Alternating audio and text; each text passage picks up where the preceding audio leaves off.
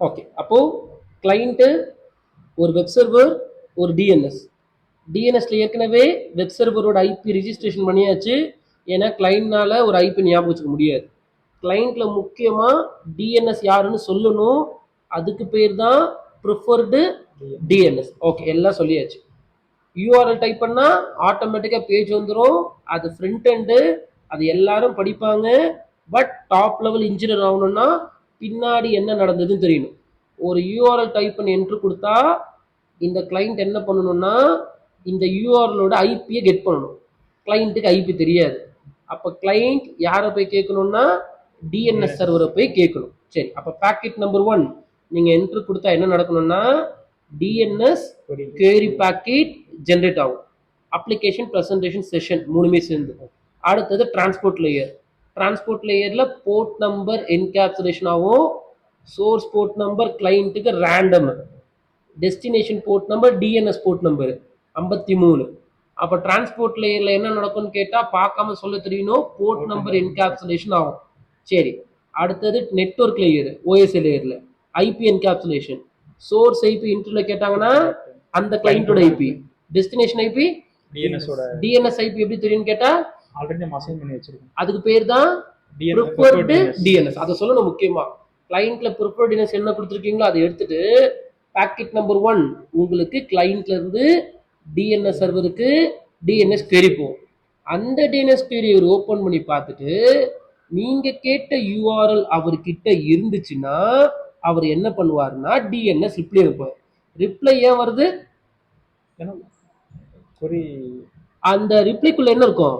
இது வெப் அந்த வெப் பேஜோட ஐபி அட்ரஸ் இருக்கும். சூப்பர். server1.com ஓட ஐபி இருக்கும். அப்ப டிஎன்எஸ் ரிப்ளை வரும்போது source port number, destination port number என்னன்னா DNS server source port number 53, destination port number client வந்த port number, source IP DNS, destination IP client. இனிமே எந்த சைட்ல போய் யூஆர்எல் டைப் பண்ணி என்ட்ரு கொடுத்தாலும் packet number 1 DNS query, packet number 2 DNS reply. ஒரு சில ஸ்டூடெண்ட்ஸ் என்ன பண்ணுவாங்கன்னா டிஎன்எஸ் query டிஎன்எஸ் ரிப்ளை மட்டும் படிப்பாங்க. அப்படி படிக்கூடாது. டிஎன்எஸ் query போக சொல்ல என்னென்ன என்கேப்சுலேஷன் இருந்தது, டிஎன்எஸ் ரிப்ளை வர சொல்ல என்னென்ன என்கேப்சுலேஷன் இருக்கு. 2 பேர் வந்துச்சா? இப்போ டிஎன்எஸ் ரிப்ளை வந்தோம் கிளைண்ட்டுக்கு சர்வரோட ஐபி தெரிஞ்சிருச்சு. அப்போ இதுவரையே நடந்தது யூடிபி. இப்போ கிளைண்ட்டுக்கு தெரியும் வெப் சர்வரோட ஐபி. இப்போ கிளைண்ட் போயிட்டு வெப் சர்வர் கிட்ட பேசணும்.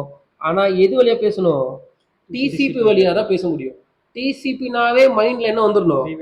டிசிபினாவே 3 வே ஹேண்ட்ஷேக்.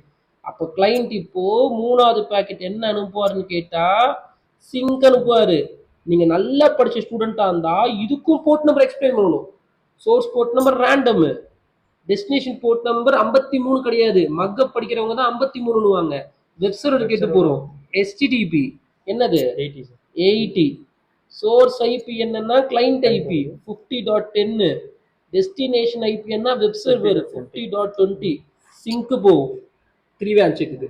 அதுக்கு நம்பால் என்ன பண்ணுவார்னா பக்கா சூப்பர் சிங்க் பிளஸ் அக்னாலஜ்மென்ட் அனுப்புவாரு. அந்த சிங்க் பிளஸ் அக்னாலஜ்மென்ட் அனுப்புவாருன்னு சொன்னா போதாது. Board number encapsulation.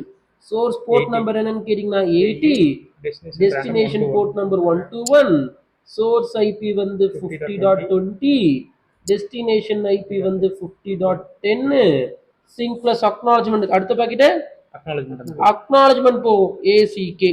Source port number random, destination port number 80, source IP 50.10, destination IP 50.20, acknowledgement போகும். 3 வே செக் போட்டாச்சா? இது TCP.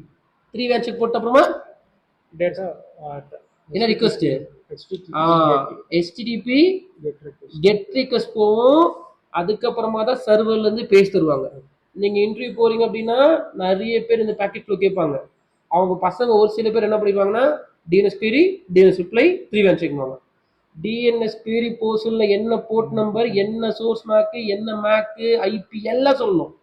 DNS query போயிருக்குன்னா DNS reply அது என்ன வருது, சிங்க் எப்படி போகும், சிங்க் பிளஸ் அக்னாலஜ்மென்ட். இதுக்கு பேர் தான் பாக்கெட் ஃப்ளோ. இதுக்கு பேர் தான் பாக்கெட் ஃப்ளோ. இன்டர்வியூல போனீங்கன்னா அவன் வாட் இஸ் டிஎன்எஸ் கேட்க மாட்டான். நிறைய பேர் என்ன பண்ணுவாங்க, DNS stands for domain name system, it's use to translate name to IP, IP to நேம்னு படிச்சுட்டு போறதுனால தான் ஜாப் கிடைக்க மாட்டேங்குது. அப்போ படிச்சீங்கன்னா டிஎன்எஸ் ஸ்டாண்ட்ஸ் ஃபார் யாரும் கேட்க மாட்டாங்க.